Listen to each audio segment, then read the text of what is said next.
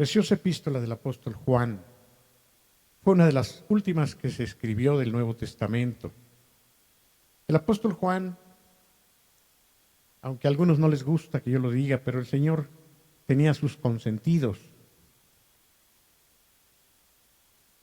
como el Padre también los tenía en el Antiguo Testamento.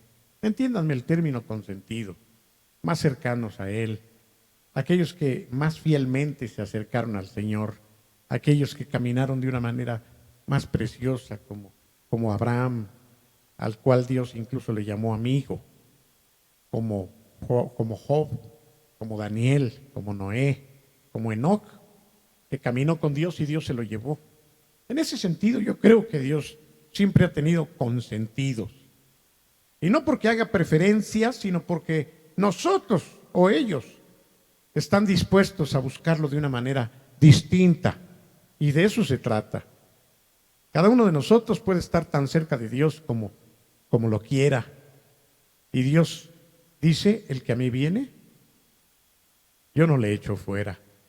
En otras palabras, el que quiera ser mi consentido, acérquese a mí. El que quiera sentirse muy amado por mí, muy cerquita de mí, búsqueme con todo su corazón y yo me dejaré encontrar. Eso es lo que yo creo de Dios. El apóstol Juan fue precisamente uno de los más cercanos a Jesús.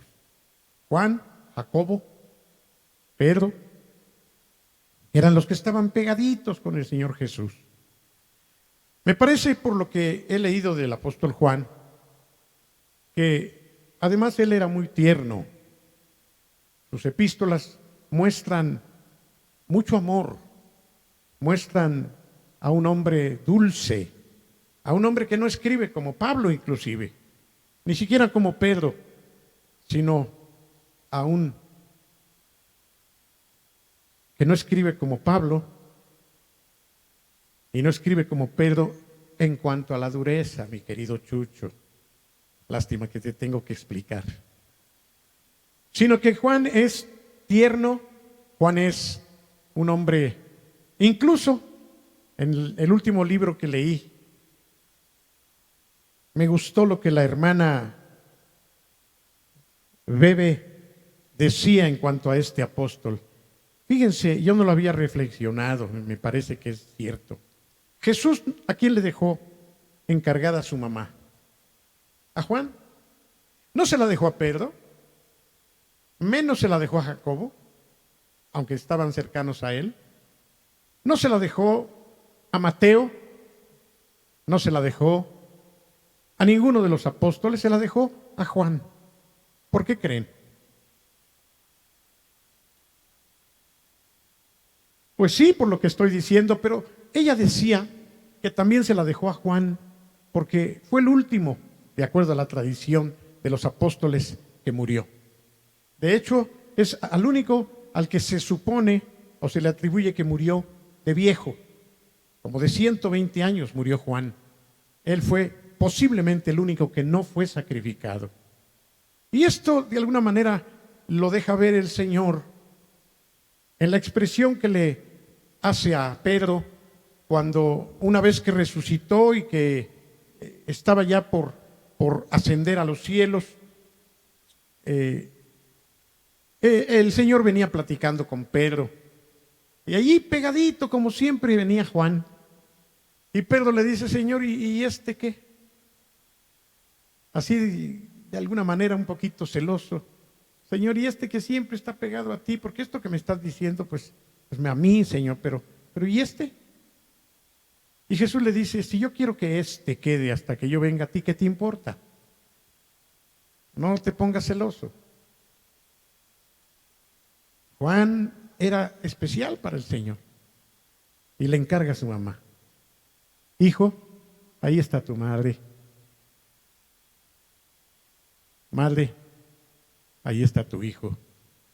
Y fue a Juan a quien se la encargó, por así decirlo. Qué amor del Señor, que en los momentos más difíciles de su existencia estaba pensando en su mamá y en su discípulo amado. Este Juan fue el que en la última cena estaba sentado junto a Jesús. Ahí lo dice la Biblia, sentadito junto a Jesús. Y eso de sentado es un decir, porque no había sillas entonces, y estaban así como recostados, así de lado todos, de manera que se acercaba uno al otro, y fue así que pudo recostar su cabeza en el pecho de Jesús y preguntarle: Señor, ¿quién es el que te va a traicionar? Jesús le dijo: aquel a quien reciba el pan mojado que le doy, ese es el traidor. Lo mojó y le dijo: Judas, toma. Y Juan supo que era Judas. Y esto porque Pedro le dijo: pregúntale. Y ahí está también escrito: pregúntale al Señor quién es. El chisme, ¿no? Sí, porque dijo: uno de vosotros me va a entregar esta noche. ¿Cómo? ¿Acaso seré yo, Señor? ¿Yo? Y Jesús no decía. Pero Pedro le dice: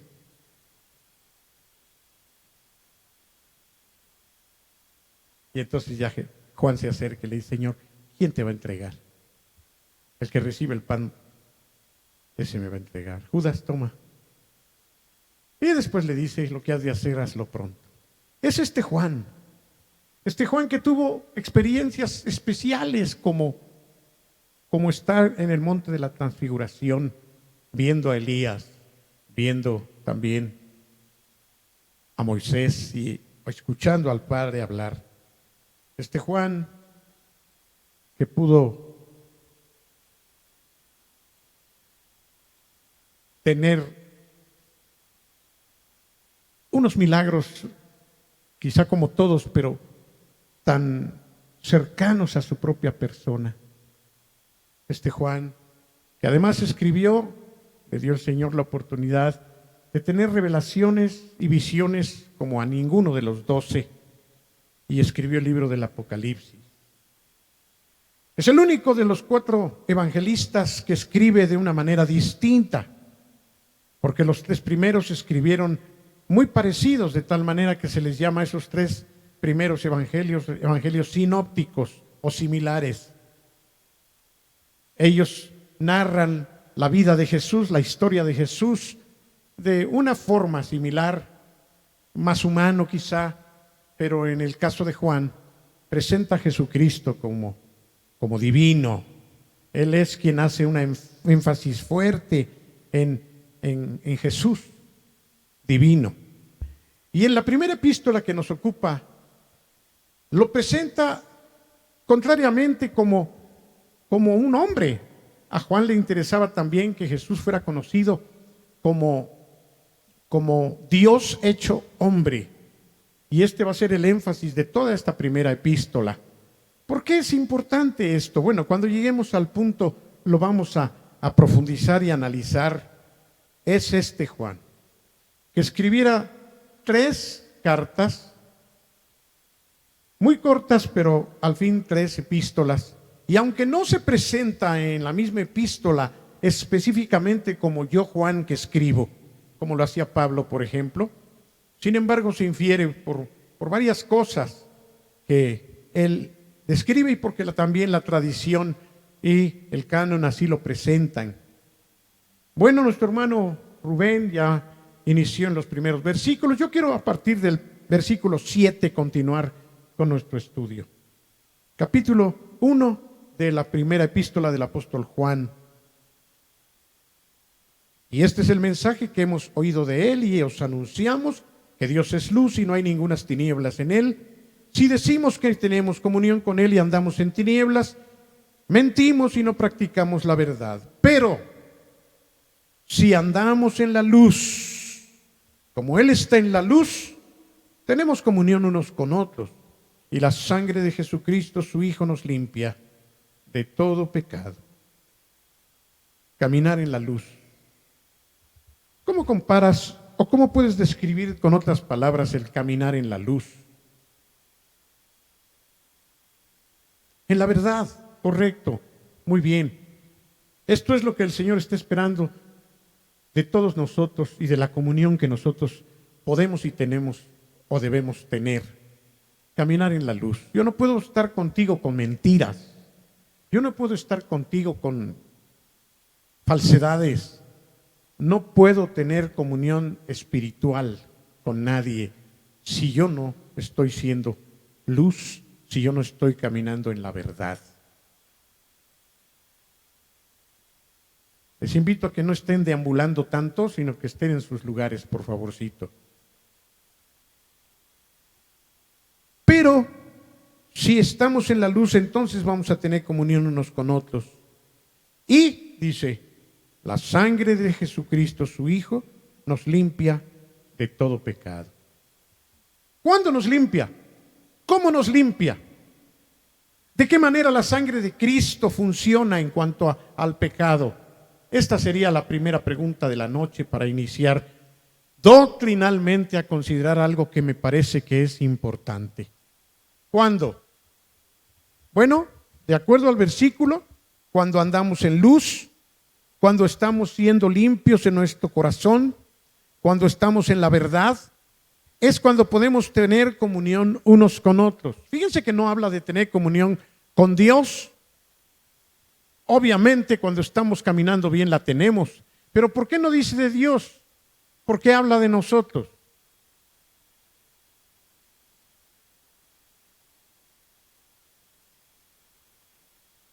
A ver, pregunto. Podría decir, y lo lógico sería que si andamos en luz tenemos comunión con Dios, ¿no? Pero dice, si andamos en luz, como Él está en luz, tenemos comunión unos con otros. Y la sangre de Jesucristo, su Hijo, nos limpia de todo pecado. Este versículo contiene varios aspectos doctrinales importantes, hermano. Muy importantes. Vuelvo a preguntarles, ¿por qué no dice que tenemos comunión con Dios, sino tenemos comunión unos con otros?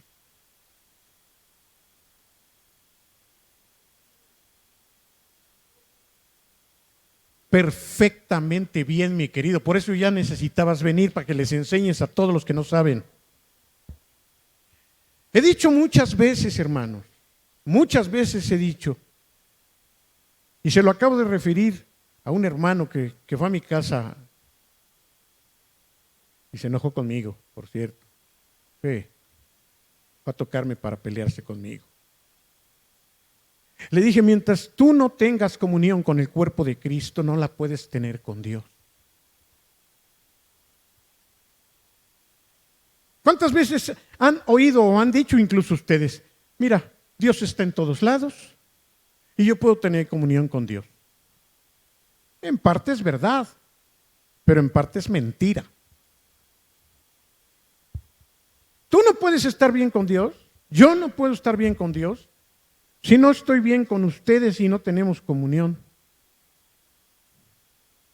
Por eso viene diciendo desde el versículo 6, si decimos que tenemos comunión con Él y andamos en tinieblas, mentimos y no practicamos la verdad. Ahí sí habla de una comunión con Dios, pero luego dice, pero si andamos en luz, como Él está en luz, tenemos comunión unos con otros. Nosotros somos el cuerpo de Cristo. Y no podemos tener comunión con Dios directamente, si no es a través del cuerpo de Cristo. Así que eso de que yo en mi casa con Dios, no es cierto. No es cierto. Es posible porque también el Señor dice que cuando oremos en nuestra casa lo hagamos en privado. Es cierto. Ahí estamos teniendo comunión con Dios en un sentido, sí. Estamos sobre todo confesando nuestras faltas, estamos teniendo una intimidad, pero la comunión plena se va a dar a través del cuerpo de Cristo. Así lo estableció el Señor. Y Pablo lo afirma y lo reafirma a través de sus epístolas. Por eso es importante cuando celebramos la cena del Señor y tenemos claro la importancia de tomar la cena sin tener pleito con los demás. Porque es un contrasentido que yo esté tomando la cena, pero no le hablo a Abby, porque ya saben que me cae bien mal. Les puedo hablar a todos, pero a Abby no. Estoy negando el perdón de Dios en mi vida al yo no perdonar a Abby. Estoy rompiendo con la importancia de la comunión con el Padre al no tenerla con un miembro de su cuerpo. Yo necesito estar bien con mis hermanos, con todos, para poder tener comunión con el Padre. Como que el Padre me dice, ni me hables si tú estás mal con alguien. No quiero verte, no quiero escucharte, porque tú estás peleado con mi hijo. Estás golpeándome cuando tú estás mal con mi hijo. ¿Lo entienden, hermanos? Fíjense qué importante versículo. Por eso dice que cuando andamos en luz, nosotros vamos a tener comunión unos con otros. Y entonces se produce la realidad de la muerte de Cristo a favor de nuestras vidas. Fíjense qué importante versículo. La sangre de Cristo nos limpia de todo pecado. Pastor, pues, ¿qué no ya me limpió hace 1967 años? Sí y no. ¿Me ayudan? ¿Por qué digo esto? A ver, Gabo. ¿Por qué? ¿Es un hecho consumado? ¿O todavía no se cumple? ¿O cuándo se cumple? ¿O cómo se cumple? Estamos con doctrina muy importante. Él ya pagó, ¿cuándo? Hace 1967 años aproximadamente.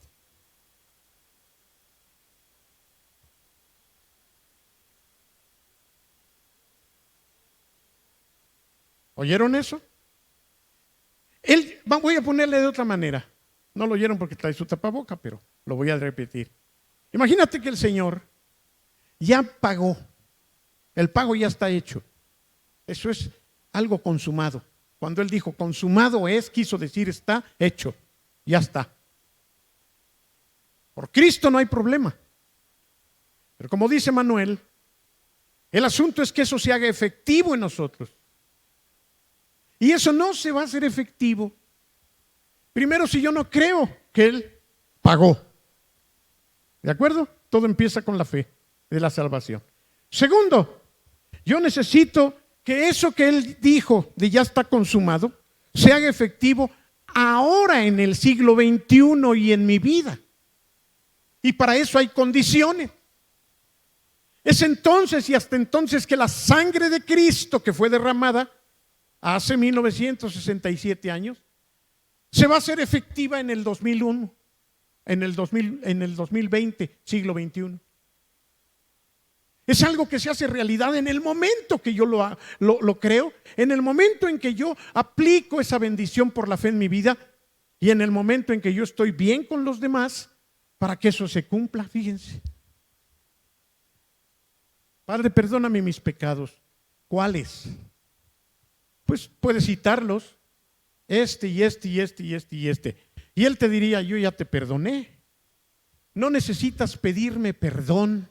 Esta es otra cosa que yo les he dicho y que a algunos les ha sacado de onda. Yo no necesito pedirle perdón a Dios. La Biblia no me dice que yo le pida perdón a Dios fuera del Padre Nuestro que todavía se escribió antes de que Jesús muriera. Pero sí me dice que me arrepienta de mis pecados y que los confiese para que el todo está consumado de Jesús de hace 1967 años se haga efectivo en mi vida. Es algo así como el boleto de avión que compras con un año de anticipo y te sale muy barato porque lo compras con un año de anticipo, pero tú sabes que ese boleto va a ser efectivo para dentro de un año. Allí está tu boleto. Llega el momento y ¿qué haces con tu boleto? Lo tomas, haces tus maletas, te vas al aeropuerto y le dices, señorita, vengo a hacer efectivo este boleto. No se dice así, pero lo digo así. A ver, señor, permítame. En efecto, usted es fulano, présteme su credencial. Muy bien. Su avión sale a tal hora. Adelante, señor. Tú lo tenías desde hace un año. Pero no funcionaba ese boleto. ¿Por qué? ¿Por qué no funcionaba? Porque no había llegado el momento de hacerlo efectivo. Como un cheque. Haces un trabajo, Eli, y te pagan con un cheque. Pues el cheque y nada en ese momento es igual. ¿Por qué? Porque es un papel. ¿Qué tienes que hacer? Hacerlo efectivo. Creer que vale, ir al banco, pedirle a la señorita efectivo y que te lo cambie. Pero desde antes ahí estaba. Solamente que se aplica, esa firma se aplica hasta el momento en que tú lo cobraste. Es lo mismo que ocurre. Por eso dice, y la sangre de su Hijo nos limpia de todo pecado. Entonces, ¿cuándo? Hace 1967 años, pero se hace efectiva en el momento en que tú estás confesando tu pecado. Voy a ser todavía más específico y le doy la palabra a Lili, porque estamos en un estudio. Hoy me enojo con mi mujer y le digo sus cosas y la ofendo.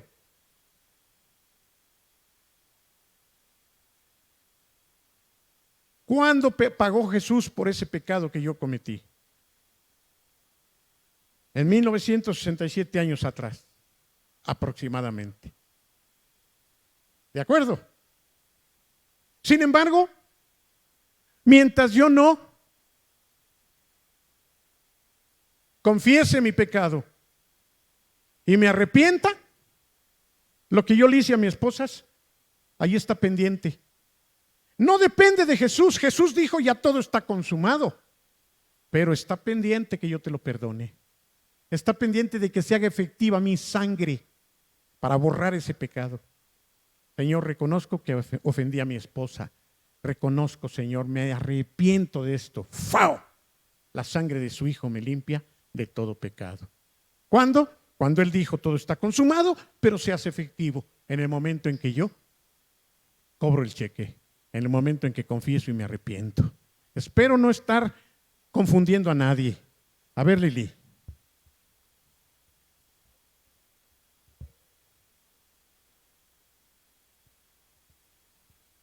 Correcto, fíjense lo que dice. Independientemente de que yo me arrepiente y confiese, ya está perdonado. ¿En qué sentido? ¿En qué sentido? Porque ya lo pagó el Señor. O sea, ese pecado ya fue pagado por su sangre. Ya es un hecho. Pero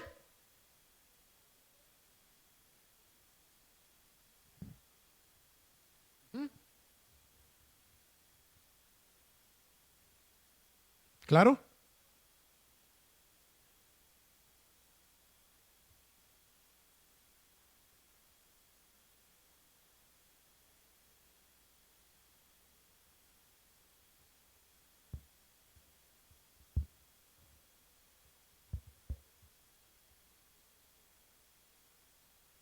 Es correcto también.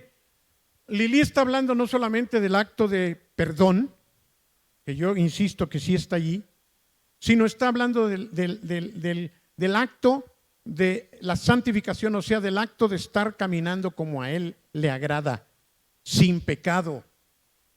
Su sangre está continuamente haciéndose efectiva en nuestro diario caminar. Pero es necesario que nosotros andemos en luz. Es necesario que confesemos. Andar en luz es no andar en tinieblas, es ser transparente. ¿Qué dijiste tú que era andar en luz, Beto? Andar en la verdad. Y la verdad es que fallamos, la verdad es que necesitamos del Señor.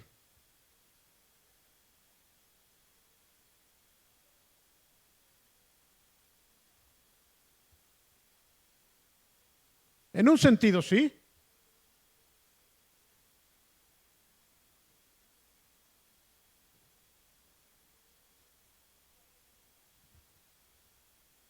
Para allá vamos. Lo que viene nos va a aclarar todavía eso. Lo que yo quiero es que quede bien claro, hermanos, que el Señor nos está invitando a caminar en luz, que nos está invitando a caminar en la verdad, que nos está invitando a confiar que la sangre de Jesucristo nos limpia de todo pecado, cuando nosotros estamos anhelando ser transparentes delante del Señor. Esto es lo que nos dice este versículo 7. Pero nunca es muy importante que entendamos que nunca podemos tener toda la luz y toda la comunión si no estamos considerando nuestra relación con el cuerpo de Cristo. Porque la comunión con Dios, repito, esta santificación aún el perdón de nuestros pecados, que es a través del pago de la sangre de Cristo, se va a producir a través del llevarnos bien, voy a decirlo así, entre nosotros. Es tan delicado, hermanos, entonces, que nosotros podamos tener problemas. Ahora, cuando eso se dan principalmente en el hogar, imagínense qué pena. Qué pena cuando los hijos están ofendiendo a los padres. Qué pena cuando el esposo maltrata a la esposa. Qué pena cuando la esposa se rebela contra el marido. Podríamos decir que son los peores pecados que hay en función de lo que el Señor está queriendo que nosotros vivamos. Por eso es que lo que más trabajo nos cuesta es humillarnos. Y eso implica andar en luz también. Humillarnos es lo más difícil. Poder ir con el hermano y decirle, la regué, perdóname porque te ofendí. Eso no es fácil, hermano.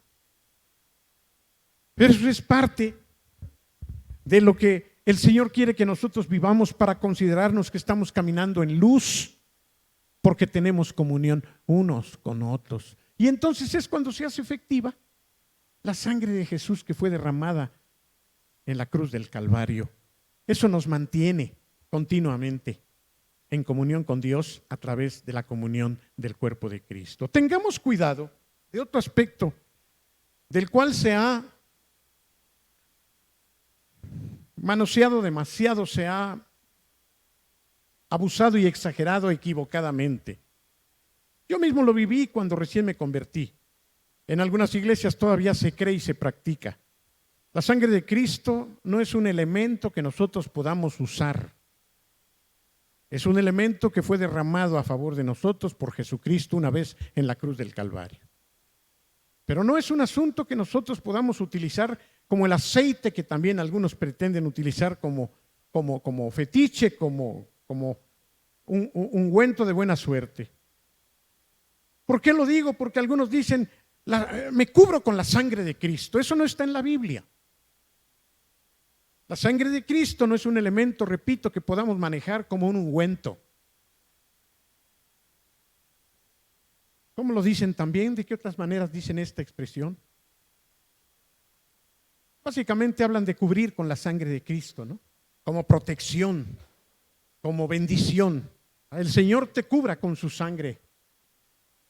Con su manto, esa es otra fumada todavía peor, porque pues el manto menos aparece en la Biblia, pero la sangre sí la utilizan así. Me cubro con la sangre de Cristo. Algo así como Ave María Purísima. Sí, así, a ese nivel. Y eso no puede ser, hermano. La sangre de Cristo no se utiliza de esa manera. ¿Sí? Lo más cercano a esta expresión se encuentra en la epístola del apóstol Pedro, cuando dice que hemos sido rociados con la sangre de Jesucristo. Pero lo habla en el pasado, lo habla como algo que Jesús ya hizo. Hemos sido librados de la vana manera de vivir que heredamos de nuestros padres con la sangre de Jesucristo. Y también habla de ser rociados con la sangre de Cristo. Pero no dice rocíense continuamente con la sangre de Cristo. No dice rocíen a los demás, rocíen su casa, rocíen. No es un rocío. No es una botella de aspersión. Debe quedar claro porque a veces se toman elementos como la sangre de Cristo como si fueran fetiches, hermano. Aquí el versículo lo que dice es que nos limpia de todo pecado. Por eso preguntaba yo, ¿cuándo? ¿En tu expresión de me cubro con la sangre de Cristo? No, nos está limpiando continuamente en el sentido de que se hace efectivo. El todo está consumado de Jesús en la cruz del Calvario. Ese cheque precioso que firmó Jesús con su sangre, lo firmó hace muchos años, pero eso se hace efectivo hoy, si tú te arrepientes y confiesas, y si caminas en la luz y en la verdad y en la comunión con los hermanos. Liz.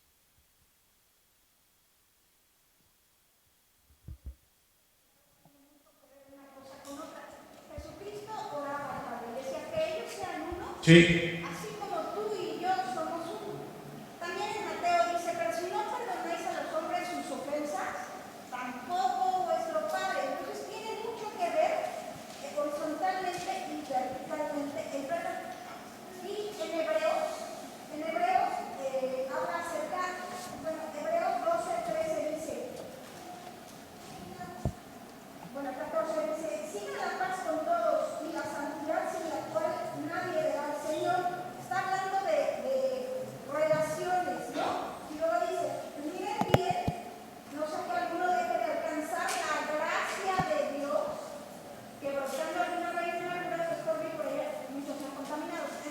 Todo es obra de comunión de los unos con los otros. Tiene que ver con esto, o sea, si andamos en luz, como está en luz, perdonar a los hermanos, ¿no? Andar en luz es andar en la verdad, pero habla también de un perdón, de una comunión. Andar en luz es amar a mi hermano. Así es. Perdonarlo cuando me lastima. Y además tener comunión. Hace poco estábamos estudiando en la reunión de matrimonios acerca de la hospitalidad, ¿no? Y decíamos cómo es que debemos tener comunión entre nosotros. Y esto tiene mucho que ver con andar en santidad. Amén. Amén, hermanos. Hay tantos versículos que nos conminan, que nos instan, que nos empujan a que tengamos cuidado de la relación de unos con otros. Que sean uno, Señor. Que sean uno. Cuando Pablo escribía, se preocupaba por las diferencias que había. Y le escribe, ¿a quién le escribe? A verse. Cuando habla de Evodia y Síntique, a los filipenses. Ayúdalas, que no se peleen, que estén bien las hermanas Evodia y Síntique. Porque son buenas hermanas. Ellas estuvieron trabajando, pero ahorita se están peleadas. Qué importante es entonces la comunión entre los hermanos. Que nosotros podamos estar libres, en paz, en luz, en verdad. No puede ser que haya problemas de esa categoría. Pudiéramos decir que es lo que más ofende al Señor, el que nosotros no podamos estar bien unos con otros. Y la sangre de su Hijo no nos va a limpiar. ¿Cómo, pastor? Si ya la derramó el Señor, ya dijo todo está consumado, sí, pero si hay problemas de ese tipo, aunque ya está perdonado, no se hace efectivo en nosotros. Ese es el asunto. No pensemos que porque ya somos creyentes, no pensemos que porque ya creímos en el Señor, la sangre de Cristo actúa sin mayor condición. Es necesario que nosotros nos arrepintamos, que confesemos nuestros pecados y que estemos bien con los hermanos para que andemos en luz, para que la sangre de su Hijo se nos haga efectiva en este tiempo. Adrián, ¿qué quieres preguntar? Sí, usted decía que, bueno, para empezar, pues mil disculpas a todos en la iglesia por haberme alejado. Arrepentirse es ir con el hermano directamente o uno lo puede hacer personal. O sea, voy viviendo aquí o pues me poncho ante Dios, me arrepiento, lo confieso. O es que lo confieso por bueno, si tú ofendiste directamente al hermano, él está consciente de que tú lo ofendiste, tú tienes que ir con el hermano. Si solamente fue en tu pensamiento, como suele suceder, que no lo ofendiste, pero nomás lo ves y se te retuercen las tripas, entonces no necesitas irle a decir a él, pero sí ir con Dios, decirle, Señor, dame amor entrañable por este hermano. Tú sabes que no me cae, tú sabes que no lo soporto, Señor, pero yo te pido que cambies eso. Y entonces cuando lo vuelvas a ver, aunque no te guste, vas a ir y lo vas a tratar bien. La otra. Se acerca aquí a la iglesia, bueno, A la reunión. Bueno, a la iglesia como pueblo. al estar comunión con nuestro Señor. Pues creo que la mayoría, bueno, al menos lo digo por mí, andamos malos pasos, por decir, o un hermano nuevo, por ejemplo, llega y pues nosotros como hermanos en Cristo, pues sí, tratar de empezar por él, ayudarlo, animarlo y enseñarle de la palabra de Dios. Pero, por ejemplo, no quiere decir que yo soy mejor que él o yo soy mejor que esa persona, ese hermano, porque ambos somos pecaminosos y estamos aquí porque el Señor quiere que estemos en comunión. Por su misericordia. No por buenos, estamos aquí porque Él nos trajo. Claro, no debemos despreciar a nadie, debemos ayudar cuando alguien ande caído. Venga aquí a la casa de Dios, por decirlo, al templo. No es casa de Dios. Es el lugar de reunión. Nos vemos, creo que debemos tolerarnos unos a otros, Claro. Es parte de esa comunión. no atacarnos. Creo que Dios ahí toma el asunto, yo creo eso. Yo también. Así es también. Entonces, de dejar el pido perdón Por haber faltado tanto la tiempo. parte porque Está bien Que que pidas perdón porque nos lastima el que tú no tengas comunión con nosotros. Nosotros te perdonamos y te invitamos a que ya no faltes tanto, pero eres bienvenido. Es un miembro del cuerpo de Cristo, hermano. Esto que hizo está bien. Tú no puedes faltar tanto tiempo y simplemente llegar y como si nada. Lo que hizo ahorita es correcto. Y no tenemos por qué criticarlo y no tenemos por qué menospreciarlo, porque como él dice, todos fallamos. Pero vean lo que hizo. Perdónenme porque me ausenté mucho tiempo. ¿Está perdonado? Pero estamos hablando del cuerpo de Cristo. Si él ha creído en Jesús, entonces es parte nuestra. Y si él no viene, nos afecta. Y nosotros afectamos a él en no tener esa comunión. Pero ahorita, por ejemplo, la sangre de su hijo lo limpió de ese pecado de no estar viniendo, porque confesó y porque nos pidió perdón al cuerpo de Cristo. Eso implica andar en luz. No está en tinieblas, es sincero. Y entonces se engancha otra vez al cuerpo y empieza otra vez a correr la sangre de Cristo para bendición de su vida. ¿Dudas? ¿Comentarios? Es solamente un versículo, fíjense todo lo que se saca de este versículo. Chava.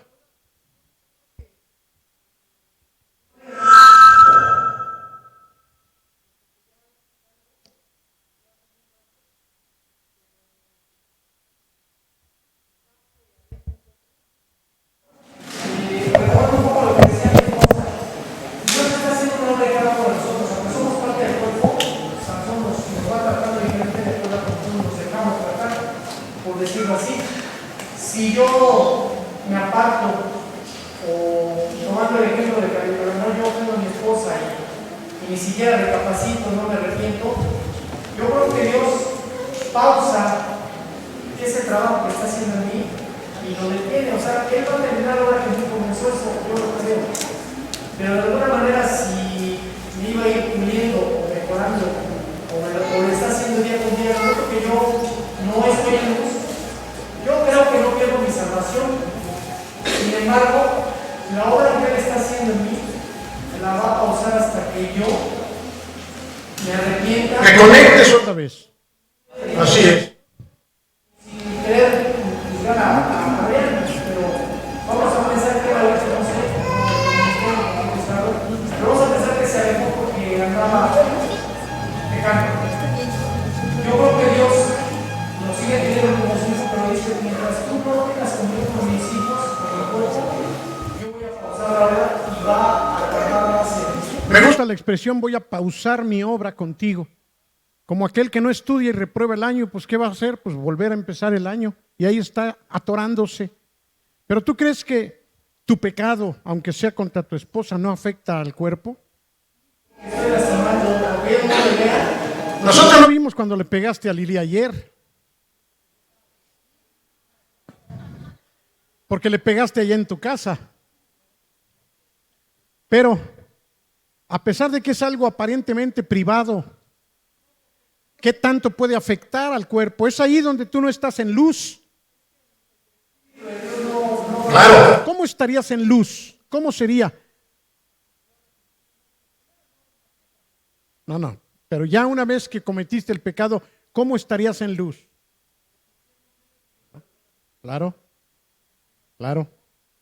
Es fácil, hermanos, en un sentido, poder tener un rompimiento con los demás por causa de su pecado, fíjense. En otras palabras, yo creo que el que está caminando bien con Dios percibe el mal del otro.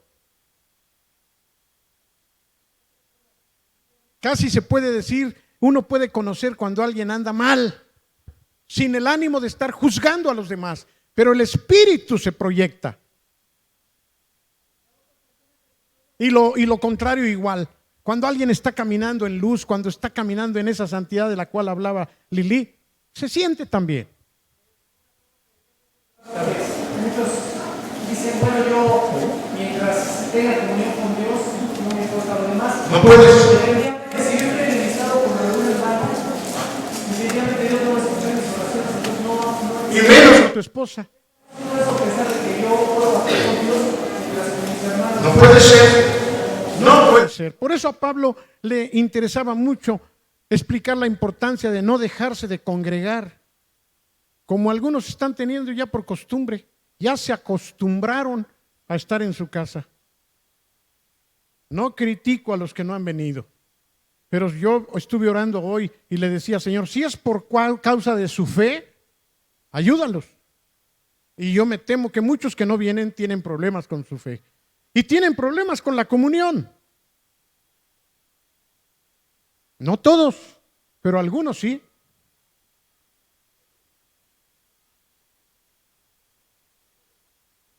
Es importante que andemos en luz, que andemos en la verdad, que la sangre de Jesús esté funcionando como aquello que el Señor hizo hace ya casi 2 siglos para nuestro tiempo presente. Es necesario que se haga efectivo el sacrificio de Jesús todos los días de nuestra vida para poder tener comunión con el Padre a través de la relación del cuerpo de Cristo. ¿Por qué es importante que estemos bien entre nosotros que somos el cuerpo de Cristo para poder estar bien con el Padre? Porque inclusive el Padre no va a tener favor contigo por lo que tú eres. ¿Sabes por qué te acepta el Padre? Por su Hijo. Por eso cuando terminamos de orar le decimos, Señor, y todo esto te lo pido. ¿Cómo dices, Vicky? O sea, le estás diciendo, Padre, no es porque yo me sienta muy, ni porque sea esposa de Chucho. Esto te lo pido por tu Hijo. Y entonces como que el Padre dice, así sí nos entendemos, Vicky. Por ti misma ni le busques. Pero si me mencionas a mi Hijo que lo entregué por ti, entonces así sí nos entendemos, Vicky. Así sí te oigo, porque estás citando al que yo puse de puente entre tú y yo. ¿Me entiende? Por eso aquí otra vez dice, y la sangre de su Hijo nos limpia de todo pecado. ¿Alguien levantó su mano también? ¿Vamos bien? ¿No queremos dudas? Espero no confundir a Manuel, sí, cómo no. Sí.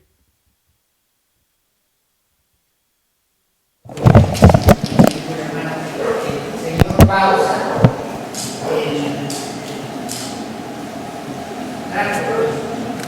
trabajo. Yo creo que somos nosotros los que sí se pausa, pero nosotros somos los que lo pausamos, no ella.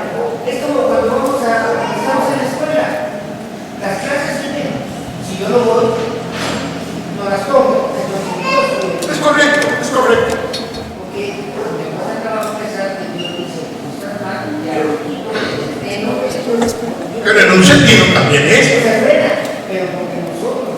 Sí, desde luego. Nosotros somos los que estorbamos la comunión con Dios. Por eso es que la condición es arrepiéntete y confiesa tus pecados. Y entonces yo me volveré a ti. Entonces yo tendré misericordia y estaremos otros. Por eso el Señor decía en Isaías, vengamos y estemos a cuenta. Si tus pecados fueren rojos, como la grana, como la blanca lana los convertiré. Si fueren rojos como el carmesí, vendrán a ser como la nieve. Y entonces la sangre de Cristo limpia tus pecados. Lo hermoso es que el todo está consumado, ya se dijo, ya se dio. Yo no necesito hacer nada para que eso se dé, en el sentido de una manda, en el sentido de un sacrificio, porque eso ya lo hizo Jesús. Lo que yo tengo que hacer es reconocer hoy mi pecado, confesarlo, arrepentirme, decir, Señor, Aquello que hiciste hace casi 2000 años, aplícalo hoy 19 de agosto del 2020 en mi vida. ¿No tienen duda en esto? ¿No tienen conflicto en esto, hermanos? Los tiempos y las circunstancias que prevalecen para que podamos nosotros tener comunión con el Padre y el Hijo. Y entonces entramos a algo todavía más específico. Versículo 8. Vean lo que estorba, Manuel. Y en eso estamos de acuerdo. Si yo digo que no tengo pecado, cuando sí lo tengo, estoy engañándome a mí mismo. No a Dios. Yo no tengo pecado. Yo estoy bien.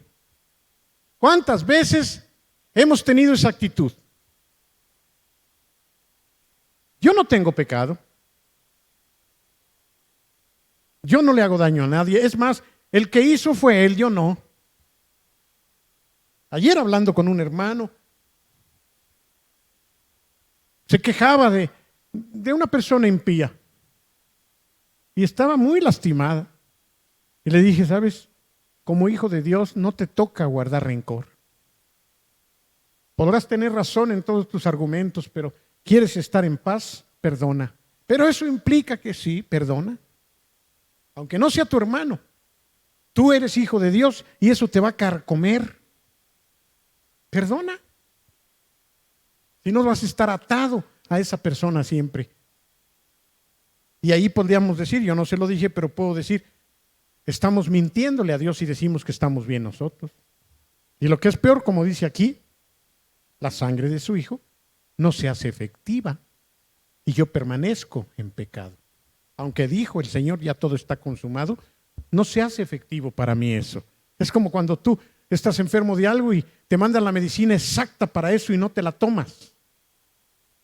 Y no porque creas en el Señor, sino porque no te la quieres tomar. No va a hacer efecto en ti. Por eso si decimos que no tenemos pecado, cuando sí lo tenemos, la Biblia dice que nos engañamos a nosotros mismos. Quiero citarles un pasaje de Santiago. Toda la Biblia está conectada en torno a estos aspectos doctrinales. Una doctrina no se toma de un solo versículo, sino de varios pasajes. Y esta doctrina del perdón de pecados es fundamental en toda la Biblia. Santiago dice, si alguno está enfermo entre ustedes, llame a los ancianos de la iglesia. Fíjense, casi nadie hace esto, Están enfermos y enfermos y enfermos y enfermos, pero no obedecen la palabra. Llame. ¿Qué deberían de hacer? Pastor, ¿puede orar por mí? ¿Saben cuántas veces me llamó Yasmín? ¿Y saben cuántas veces les pedí a los pastores y les daba yo el santo y seña de cómo estaba Yasmín y les pedía que oraran? ¿Y cuántos estuvieron orando ellos también? ¿Por qué será que el hermano Santiago invita a las ovejas a llamar a sus pastores? Pero voy a citar todo el versículo. Dice, si alguno está enfermo entre ustedes, llame a los, habla en plural además, a los ancianos, no nomás a uno. Esa es otra. Cuando menos a dos. Y una vez que lo llames, dice que la oración de fe salvará al enfermo, pero agrega algo ahí que pareciera que no tiene que ver. En el mismo versículo, ¿quién lo recuerda? Dice, y si tuviere pecados, ¿qué tiene que ver mi enfermedad con mis pecados? Primero llama a tus ancianos. Y luego dice, si tuviere pecados, o sea, tus pecados se los vas a platicar a tus ancianos. ¿O para qué están los ancianos en relación a tus pecados? Yo te quiero hacer razonar.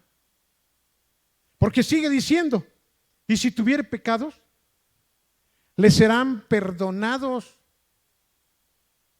¿Pero qué tienen que ver los ancianos en eso? Por favor, analicen ese versículo como se los estoy presentando. ¿Cómo se puede aplicar eso en la práctica, Javier? Si alguno está enfermo entre ustedes, llame a los ancianos de la iglesia. Pastor, ¿puede venir o puede orar por mí? En este caso tendríamos que ir. ¿Por qué? Porque dice, y ungiéndole con aceite. Fíjense ya, son los ancianos llamados, pecados, confesión y aceite. ¿Tienen el versículo ahí, Lili? Ahí está en la pantalla. ¿Está alguno enfermo entre ustedes? ¿Inventé algo? Llame a los ancianos. Primero enfermo, ancianos, oración, ungimiento de aceite y llamar. Otra vez el versículo. Por favor, el 13. Desde el 14. ¿Está alguno enfermo? Llame, oren, únjanle con aceite y sanará. Pero vean todo lo que hay. Hay partes como estas que uno diría, no tiene relación una cosa con la otra. Entonces, ¿por qué está en el mismo versículo? ¿Sí lo alcanzan a ver? Lo correcto sería en términos generales, está un enfermo, pídale al pastor que ore. Allá. En todo caso, que lo unjan con aceite. Pero ahí mete el asunto de los pecados. ¿O no? Entonces tenemos que revisar eso y tenemos que analizar, quizá tu enfermedad es causada por tus pecados. Pues me voy a portar ya bien y se los confieso a Dios. Fíjate que hay pecados que no basta que tú los confieses a Dios. Y no estamos en la iglesia católica, pero aún en otra parte la Biblia dice, confiésense sus faltas unos a otros. ¿Y qué? Para que sean perdonados. O sea que yo no solamente me tengo que confesar con Dios, sino tengo que ir a confesarle a alguien mis pecados. ¿A quién? Pues como decía Adrián, en principio aquel que yo ofendí. Pero a lo mejor no te ofendí, chava. Y el Señor me está invitando a que yo me abra contigo y te diga, chava, te quiero confiar algo. Y no es chava quien me va a perdonar, pero el hecho de que yo me humille y abra mi corazón como amigo es parte del cuerpo. Estoy permitiendo que Él me ayude. Pero si se trata de los ancianos, con mayor razón. No es que los ancianos perdonemos pecados como los curas pretenden, pero como autoridades tenemos muchas veces que juzgar tu actitud en la iglesia. Y entonces tú tendrás que confesar tu pecado y hasta entonces serás perdonado. Hasta entonces. Y hasta entonces podrás ser sanado. ¡Tremendo! Ahí está. ¿O estoy diciendo una herejía? Si yo lo estoy diciendo una cosa que no es, explícame entonces todos esos 5 puntos.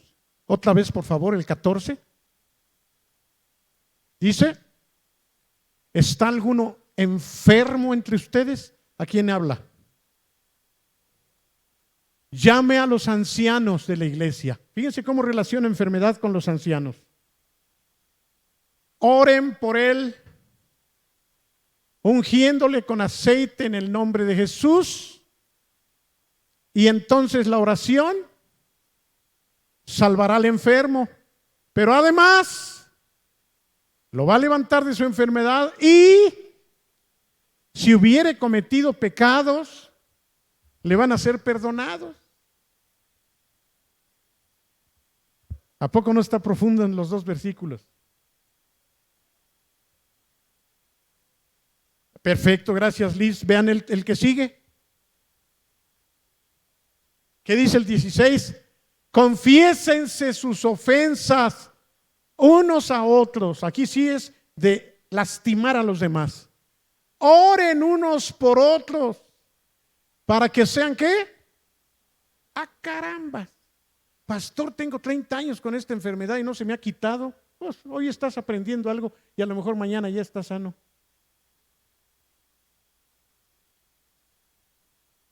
Confiesen sus ofensas unos a otros y oren unos por otros para que sean sanados. Y la oración eficaz del justo podrá mucho. ¿Quién es el justo en este caso?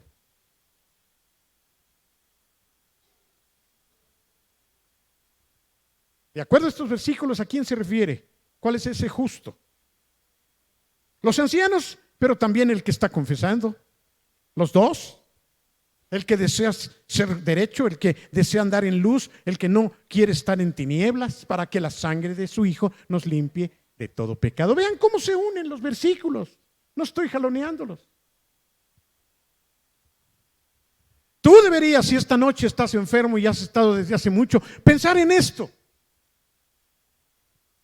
Miren, les voy a decir algo. Y lo digo porque esto enaltece más el corazón de nuestra amada doctora Yasmín. Tanto tiempo estuvo en el hospital y eso pasa a veces, es bueno estar en cama a veces. ¿Se te imaginan el tiempo que tuvo para estar?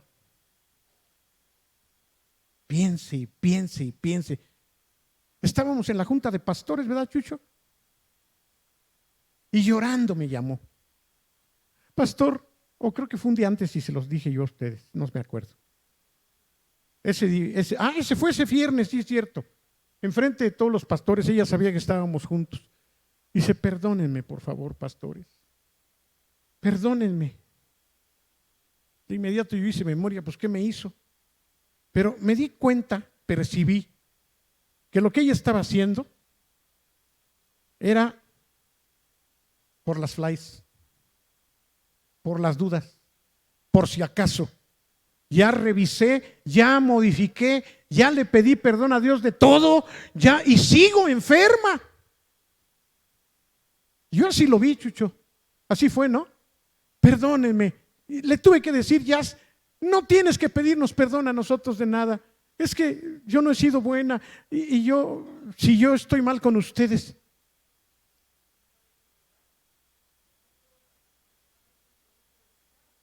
Sí. Claro que si no estamos diciendo. Revisar si hay pecado que produzca enfermedad. Es bueno, no lo dije porque es algo que ya debemos tener, pero no está de más, como dice Chucho. Ah, pastor, entonces, ¿todas las enfermedades son causa de mis pecados? No, no todas, pero no te confíes.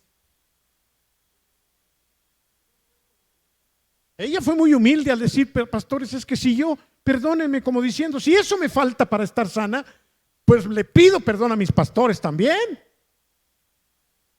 Pero qué bueno que revisáramos toda nuestra vida y rascáramos como cuando alguien busca un diamante y decir, ¿qué me falta? ¿Qué me falta? Hermanos, no lo digo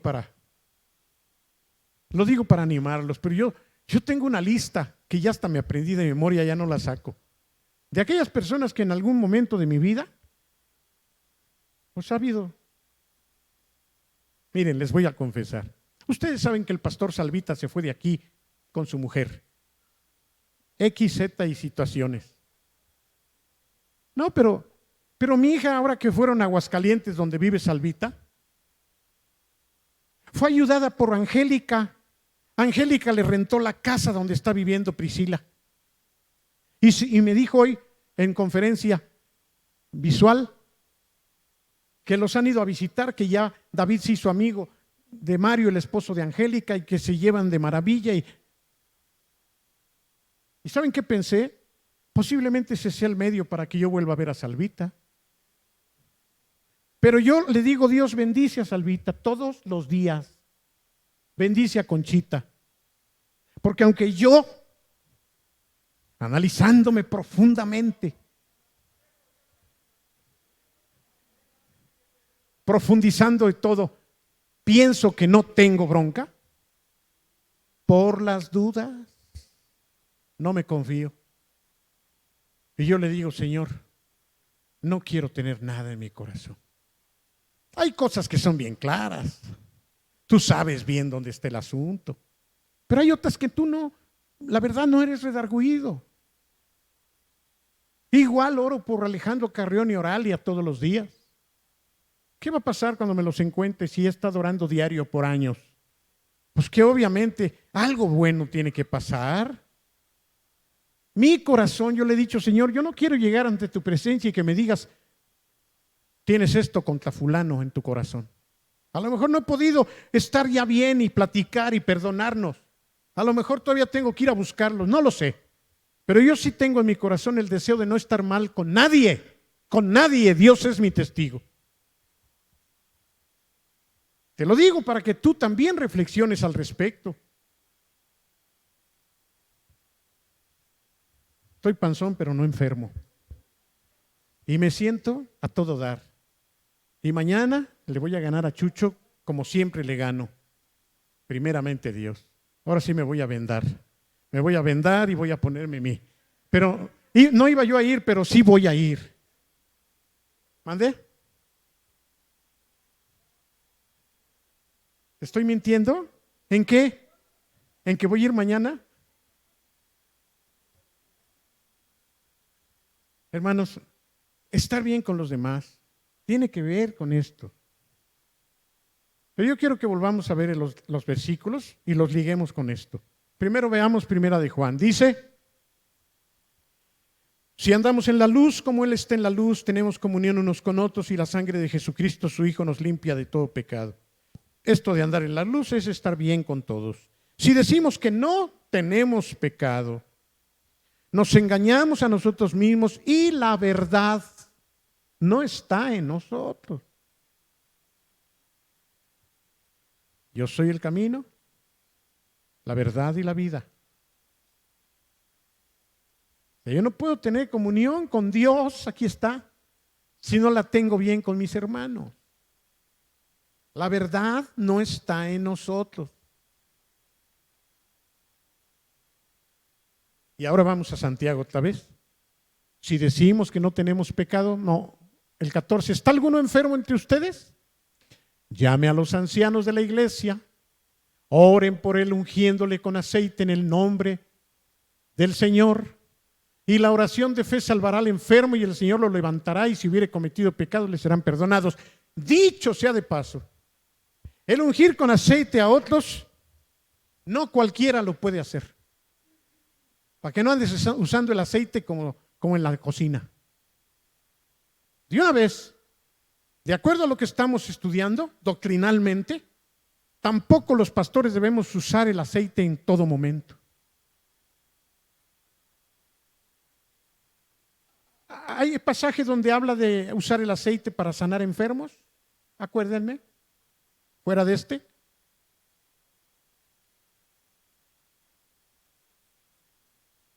Para ungir a un sacerdote que ya ni siquiera en el Nuevo Testamento se puede hacer, pero lo usamos como un símbolo cuando se levantó a Beto, a Rubén, a Chucho, a David.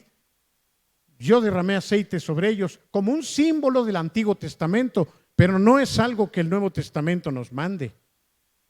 Pero rociar con aceite para el enfermo,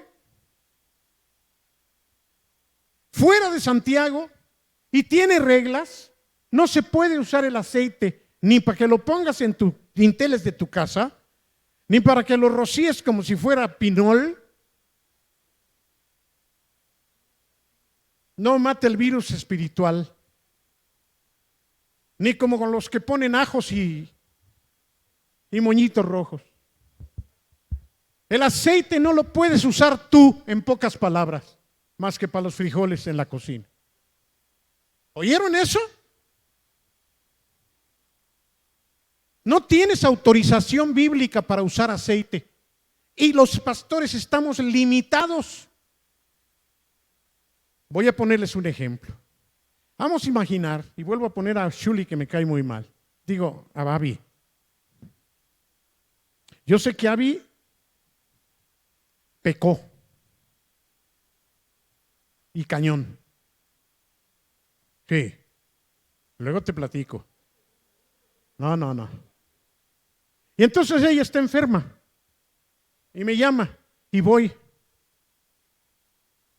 Y yo sé que su pecado inclusive. Fíjense lo que les digo.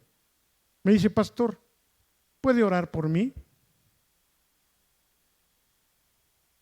No, Abby, no voy a orar por ti. Pastor, ¿por qué? ¿Tienes algo que decirme? No, pastor, no puedo orar por ti. No se me defienda ahorita. ¿Sí? ¿Me están entendiendo? Espérame, pero pastor, yo lo estoy llamando, sí, pero estás incumpliendo una parte. Sobre todo que yo sé tu pecado. Si no lo sé, a ver. Marcos 6, Puede ser, por eso preguntaba yo. 2 y 13 dice, los 12 salieron y exhortaban a la gente a que se arrepintiera. También expulsaban a muchos demonios y sanaban a muchos enfermos, ungiéndoles con aceite. Está bien. Es posible que de todas maneras haya relación con lo de Santiago. Yo tendría que pensar que los ungían con aceite, pero no como les digo, como si fuera vaselina, curadora, sino en función de la confesión. ¿Se acuerdan en el pasaje cuando en Samaria se convirtieron la gente? ¿Qué hacía la gente en esa ocasión? Dice que todos confesaban sus pecados y traían sus libros de brujería y los quemaron. Pero todos se arrepentían, todos confesaban. Yo pienso que eso que leyó Chucho tiene una relación con el estar dispuestos ahí, entonces te unjo con aceite. Pero eso no es cosa de ustedes, a no ser que el Señor los lleve específicamente. ¿Qué es lo que ustedes deberían de hacer cuando tienen una amistad que les está confesando un pecadote? ¿Es posible que esa amistad te unja con aceite y tú seas perdonado? Sí, pudiera darse, pero no estaría de más que tú le digas, oye, va a estar bueno que hables con los pastores. No cargues pecados ajenos que no tienes por qué cargar. No sé si me están entendiendo. ¿Por qué sería? A ver, ¿quién me lo puede decir? Eliezer viene y te confiesa una trastada que hizo a ti, porque son grandes cuates. Y se lo guardan entre ustedes dos y tú le dices, voy a orar por ti y hasta te unjo con aceite. ¿Podría estar discutiendo? En principio sí, pero podría no ser. Podría ser que esté bien remordido de su conciencia y como eres su cuate, pues quiere que tú lo ayudes, pero ¿sería suficiente? Puede ser suficiente, pero puede que no.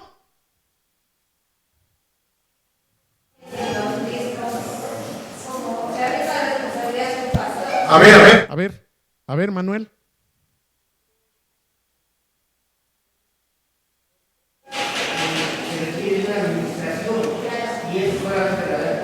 ¿por qué dice llame a los ancianos de la iglesia? ¿Porque se le ocurrió? ¿A Santiago?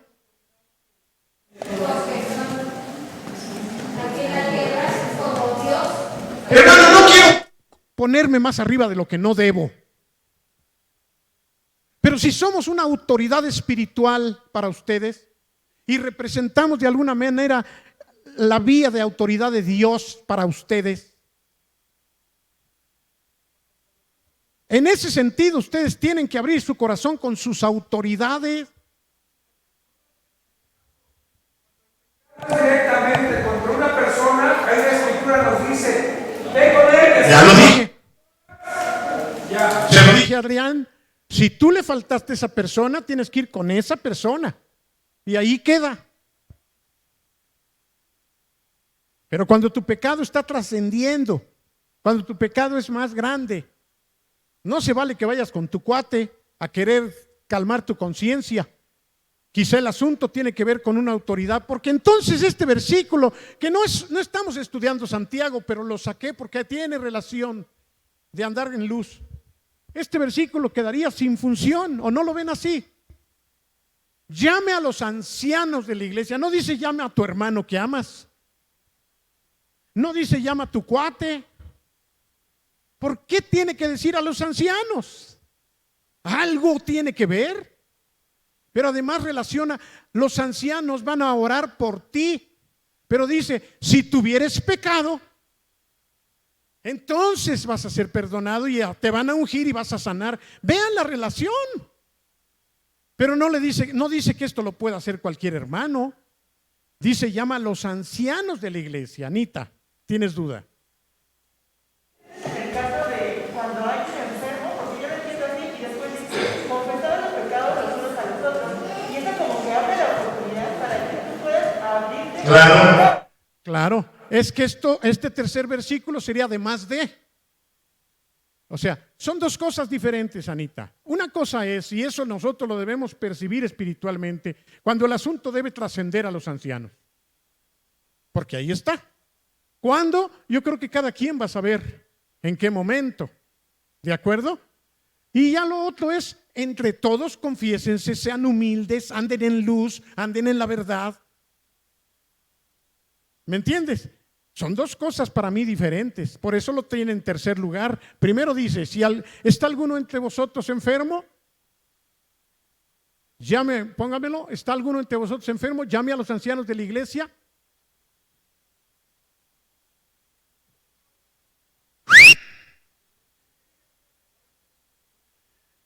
Llame a los ancianos de la iglesia, oren por él. ¿Quién va a orar por él? Los ancianos, vamos siguiendo la lectura, oren por él, ungiéndole con aceite, los ancianos, en el nombre del Señor. Y la oración, ¿de cuál fe? ¿De quién fe? De los ancianos principalmente que están orando por él. Salvará al enfermo. La oración de los ancianos salvará al enfermo. El Señor, no los ancianos, lo levantará. Pero agrega, si hubiere cometido pecados, le serán perdonados, no por los ancianos, sino por el Señor que lo levanta. A través de los ancianos que juzgan esa situación.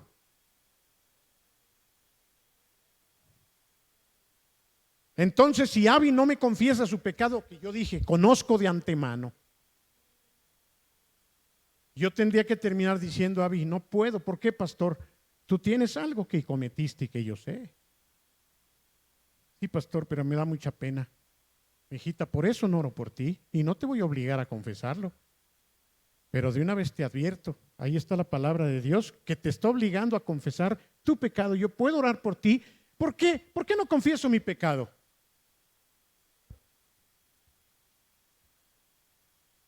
Si yo no saco mi pecadote es porque soy orgulloso, porque no quiero quedar mal, porque no quiero que me vean mal, porque me quiero demasiado, pues quédate con tu orgullo, pero no esperes la bendición de Dios. No quieres andar en luz, y conste que tu padre lo dice.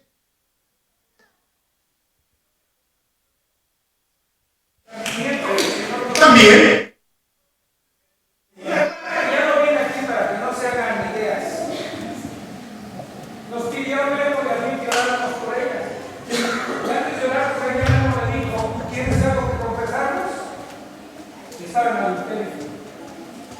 ¿Lo sabíamos? No, no lo sabíamos. ¿No lo sabíamos? No lo sabíamos. Era otra. Y entonces a veces el Señor va a poner ese discernimiento en ti para hacer libre también a la persona. Porque a veces eso es lo que le hace falta, confesar. Ahora, nosotros como pastores estamos para animales, para empujarles un poco.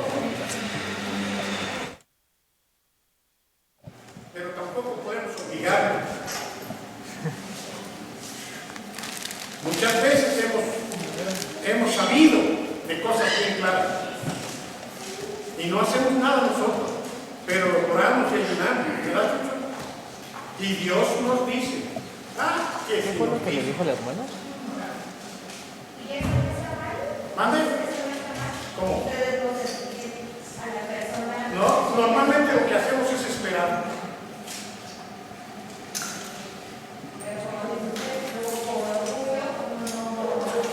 Sí, pero te estoy dando chance de no buscarte y echarte la dormidora. Y sí estoy orando por ti para que sea el Espíritu de Dios quien te convenza, que no te dé paz y digas, pastor, ya me urge hablar con usted. Porque mira, Chucho ha dicho algo que es bien cierto. No es igual que te descubran a que tú vengas a confesarlo. Y hay una grandísima diferencia. Muy grande diferencia. Puedes haber cometido el pecado más horrendo, pero si nadie lo sabe y tú vienes y lo confiesas, eso es maravilloso. Pero cuando tú no lo confiesas y se te descubre, y aunque lo digas, ya no vale. Y con base en eso también las consecuencias.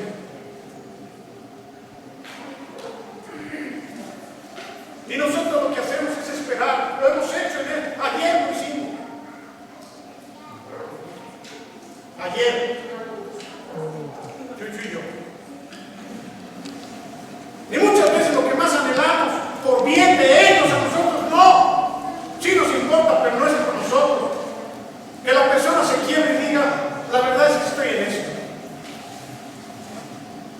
Llevamos a una situación de un momento a otro y vemos que no. No, pastor, yo no estoy feliz. Cuando yo veo eso, hijo, me duele profundamente. Muchas veces esa persona se va y si es Chucho, si es otro, nomás nos quedamos viendo así como diciendo, pudimos decir en el momento, no te hagas por eso y eso. Porque ni Dios es así. Esperamos que todavía tenga un chance, reflexione y venga y diga que también nos ha pasado, gracias a Dios. Este tema es tremendo, hermano. Yo sabía que no nos íbamos a ir muy lejos de estos versículos, porque se los dije desde el principio, son doctrinalmente profundos y prácticos. ¿Y qué diferencia cuando la persona se rompe, se confiesa, se quiebra? Entonces toda la gracia, toda la misericordia y hay de nosotros si no hay perdón para esa persona. Pero para eso se necesita discernimiento, porque también hay lágrimas de crocodile. Necesitamos ser, no, hermanos, el paquete que tenemos como pastores no es cualquier cosa. Pero muchas veces, hermanos, y esto para la gloria de Dios, no nos falla. No nos falla. Yo soy muy duro, no necesito convencerme. Pero creo que cuando veo en la persona un corazón distinto, a lo mejor puedo ser el más tierno de los hijos.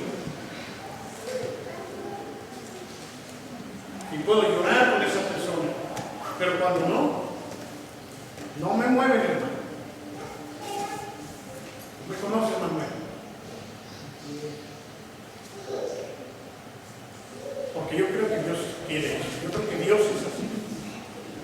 Y como papás también debemos ser así. Si queremos de veras a la gente, si queremos a nuestros hijos.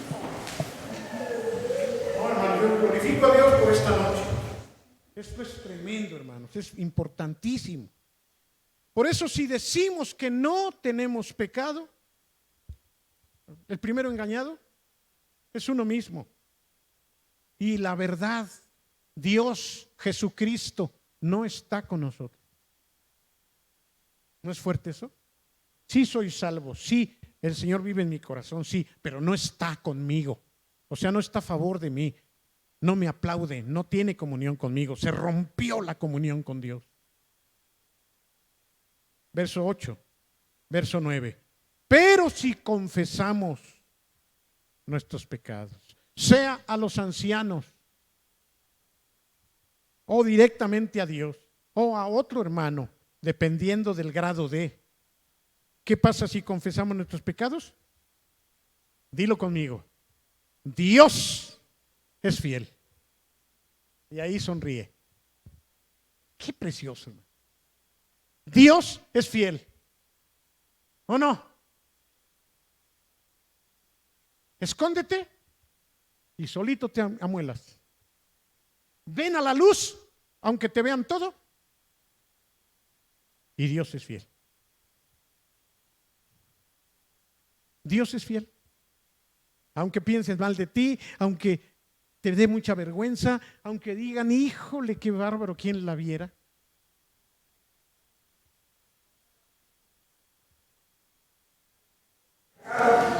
No prosperará, mas el que lo confiesa y se aparta alcanzará misericordia. Ven otra vez fuerte, Abby.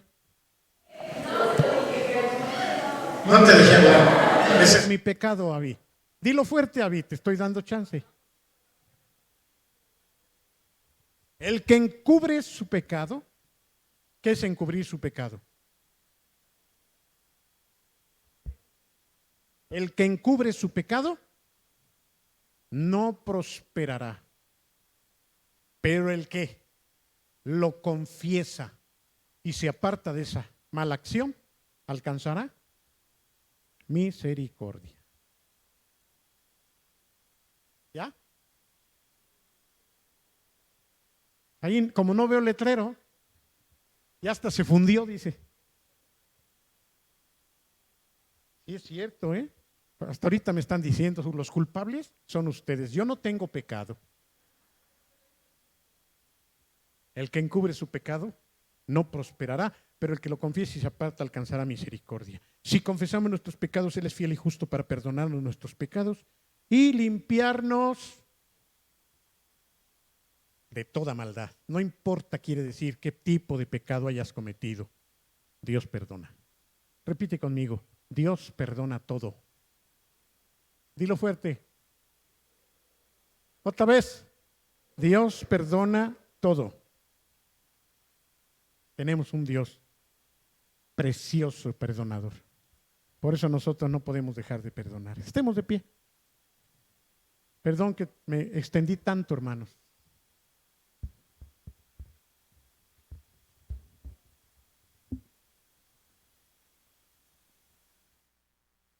Gracias, Señor. Gracias. Esta es la esencia del Evangelio. Tu perdón, nuestra limpieza, tu luz, nuestra seguridad. La confesión, nuestra garantía, tu misericordia, nuestra felicidad. En el nombre de tu Hijo amado. Amén.